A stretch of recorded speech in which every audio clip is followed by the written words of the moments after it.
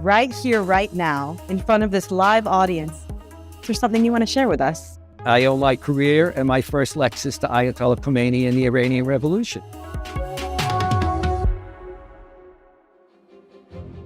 Taking center stage today is Dr. John Esposito, Distinguished University Professor at Georgetown University.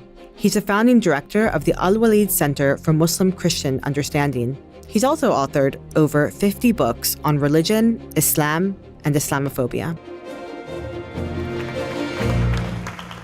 Good to see you again.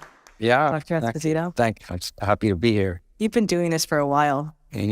40 plus years. Actually, probably 50, but we don't want to discuss that. Yeah, let's not go there. Yeah, go ahead. You've dedicated your life's work to promoting the understanding of Islam and Muslims. You're so passionate about it. Why? Why have you dedicated all of these years to this work? That was the question that I asked when I was in graduate school. The director of the department said that I should take a course in Islam. And I said, why? I was finishing a PhD, or I thought, supposed to be in Catholic theology. But then I became enamored by Hinduism. So then I was going to do a PhD in Hinduism. And then he asked me 3 times to do it. And I said, why would I do that? And the reason was I knew nothing about Islam. And what I had seen was a movie called The Exodus. And the person that wrote it was a famous author. And I thought he was a historian. And based on that movie, I thought, why would I want to devote my career and take the course? What happened was I agreed to take one course. I was in a monastery for a number of years. I wasn't ordained a priest, but I spent between the ages of 14 and 24 in the Capuchin Franciscans. I knew Judeo-Christian tradition, but suddenly I'm in a course and I'm suddenly faced with Islam, which was always in the U.S. Courses in Islam were put with Hinduism and Buddhism. So you had Judeo-Christian and then everything else, Hinduism, Buddhism. And I suddenly realized, wait a minute, this is a religion that recognizes the revelation and recognizes the prophets of the Old Testament, okay? And that recognizes the prophecy of Jesus, not Son of God, but prophecy, that venerates Mary and even has a whole chapter, so that Mary actually appears much more in the Quran than she does in the New Testament. And I looked at the history and I thought, this, at least we should say academically, that we're looking at a Judeo-Christian Islamic tradition. And then from there, it just took off. I mean, there were no jobs, so my colleagues were all right. My colleagues literally said to me, why are you going into that abracadabra field?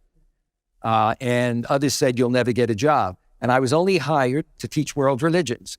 And I did not teach Islam until the Iranian Revolution. I was going to say, so... I owe my career and my first Lexus to Ayatollah Khomeini and the Iranian Revolution. Yeah. But it's true. And I think that's the key, where my passion came from, was the key that whereas Muslims were in different parts of the world, they were just seen as Egyptians or Lebanese, not very visible in the U.S., very few mosques, etc.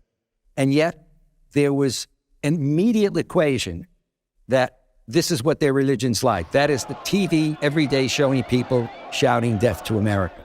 And you've also spoken about the turning point in terms of Samuel Huntington's Clash of Civilizations. That really also laid the foundation for really framing Islam and Muslims as a threat. I think the significance is as follows. Some of you know the name Edward Said. Edward Said, right after the Iranian Revolution, and most people never saw this, in a book that he had called Covering Islam, he talked about in 1981 that there was something happening in America with regard to Islam. And he talked about it for a while, that a negative aura feeling, and then he ended by saying, this isn't what Islam is, this is the way it's being seen and portrayed, and this could lead to a clash of civilization, okay?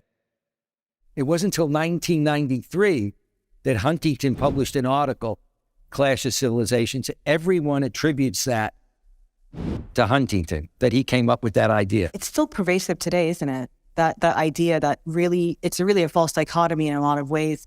And, you know, I was reading recently that really interesting cultural fact. Every year, American students walk across their graduation stage wearing a graduation gown and a cap.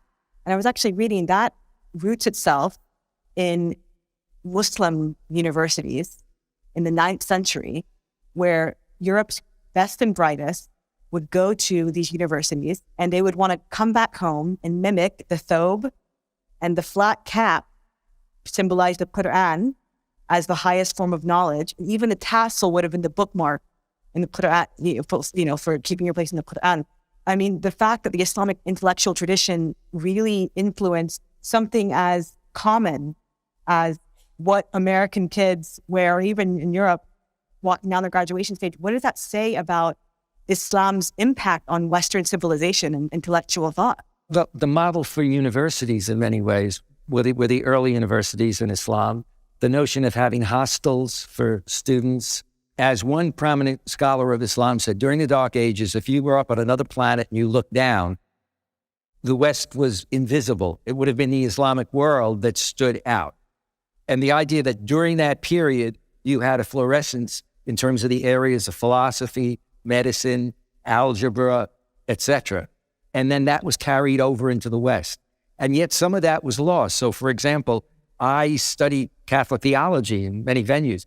Very few people ever talked about the fact that Thomas Aquinas, who used to be seen as the great Catholic theologian, and his teacher were influenced by what came, the philosophical tradition that then was passed on back into the West. The same thing happens when you look at areas of medicine and science and technology. And a lot of that is just beginning, I think, at a popular level to surface right now. One of your colleagues at Georgetown actually told me once that even Thomas Jefferson was influenced by John Locke, who was influenced by the Muslim philosopher Ibn Tufayl. So why don't we learn these things in school? It's changing now, but see, in the U.S., for example, it was typical in universities you did not have, unless they were a religious university, a religion department. Now you have them in different areas, but how do you get it into the schools, the high schools, et cetera? And now we have a program, and if you go to our website, we have a woman who does these courses for high school teachers, and we fund it, et cetera, and for other teachers so that they can go back into the classroom, so that now when I have students coming in, unlike 1993, 95, 96, when I first went to Georgetown, many of my students have come across Islam and Islamic history in their courses. Some of them have actually had a chance to study Arabic, but it's still not, a major force. What about in terms of the presence of Islam in America and the impact particularly of Black Muslims on American culture?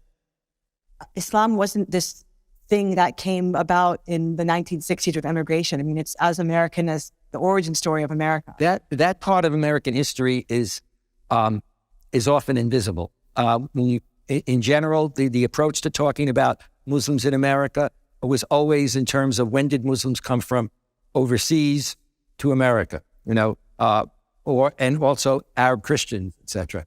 The whole history in the past, for example, that many of the slaves that came were Muslim, even if over time, for many of them, they were not able to keep their faith and there was an attempt to kind of convert them.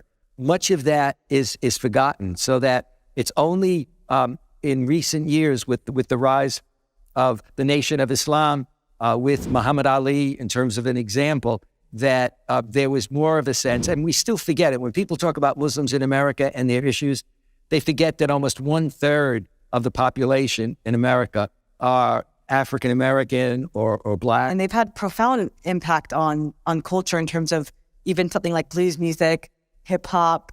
There's a lot of, Muslim undertones as well in terms of the culture. So I think it's important to remember that as well. But I'm bad on hip hop. I don't relate to hip hop. I've tried. What about how geopolitics impacts the spread of Islamophobia? You saw the rise of Islamophobia in a lot of ways after 9/11, war on terror. It was really a top-down message, right, from the U.S. government, really perpetuating this idea of the Islamic threat. But now we live in a different world where we just had China, broker a deal between Saudi and Iran, as the U.S., has pulled out from Iraq, pulled out from Afghanistan. How has your outreach changed on the ground in terms of how you see things geopolitically? Well, what you see that really is depressing is that on the one hand, things have gotten better in terms of percentages of Americans and in some other countries too, but certainly in America, understanding Islam, but still a significant minority don't. I think that the globalization of Islamophobia has been missed in the sense that, in fact, Islamophobia has grown in Europe, in countries like Austria, in the UK, in Germany, and it grows for countries where they don't have many Muslims. I mean, I've literally been at conferences or run a conference where somebody will get up and say, who's from Poland, for example, he'll say, the good news is we don't have many Muslims. The bad news is we have Islamophobia. A prominent Australian professor said the same thing. But now the globalization spills over, into China, no coverage of it. The first major publication in America that dealt with Islamophobia was in 2010, when you had the front cover of Time magazine saying, is America Islamophobic? What I realized about 8 years ago was that this wasn't going away. Things weren't getting better. Things were getting worse. What about the U.S. political environment? So during the Trump years, you literally had the fringe of the Islamophobia cottage industry in the White House. You had Stephen Miller in the White House. What's the shift from Biden now? Because obviously the rhetoric has changed, but what about the policies? When you look at the policies of the Biden-Blinken administration, I mean, sad to say from my point of view, there's no significant difference when it comes to their approach to the Middle East or to the Muslim world. There has been, the naming of a senior person in government, Rashad Hussain, but basically you do not see in their policies and the statements that are made, there's no significant shift. Right. You advised Biden, didn't you? I advised him after 9/11 when he was chair of the Foreign Relations Committee. What you discovered with Biden, and it wasn't unusual, after 9/11, a number of senators or former senators asked me to do some talks for senators and stuff. And what you discovered, and it was natural in those days, the Middle East was not taken seriously, And so most senators or Congress people had somebody on their staff that handled the Middle East. So they would then just rely on that person who would then write a report for them. And so when I met with President Biden, he was open to wanting to understand this, but you could see that, he's an expert on Europe, as he said, and particularly on France. And this wasn't part of what he was aware of or used to. John Kerry turned up at one of the briefings that I gave, and Kerry's a very brilliant guy, but there was no sense of that. And all of that shifted significantly really after 9/11. But that set the stage for the problem that we had. President Bush made went to a mosque and made a very nice statement. On the other hand, we invaded Iraq and basically said, it was to liberate and we occupy.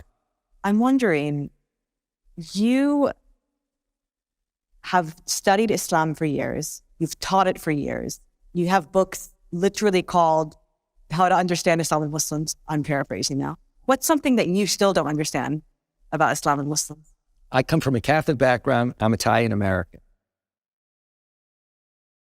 My identity, if threatened, I respond to. Okay? Many Muslims do, many don't, because they're just too busy. They don't take any interest, etc.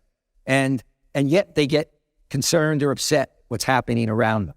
And so for me, it's really, the idea that at times frustration. Why aren't there more people who are going out of their way, whether they're young or older? It's not that there aren't a lot of people who do this, but there's a significant number that don't and be involved in it. I have to ask you, for years, there's been rumors swirling around about... We should have never had breakfast together. Yeah. Exactly. And I'm wondering, right here, right now, in front of this live audience, is there something you want to share with us? Yeah, this I was telling her that, I'll explain it to you. I was invited to do to a program in the UAE with some representatives of the British government and Muslims, older, younger government types. It was a closed session off the record. We all know off the record. It's not off the record. And I had given a speech. I was tired.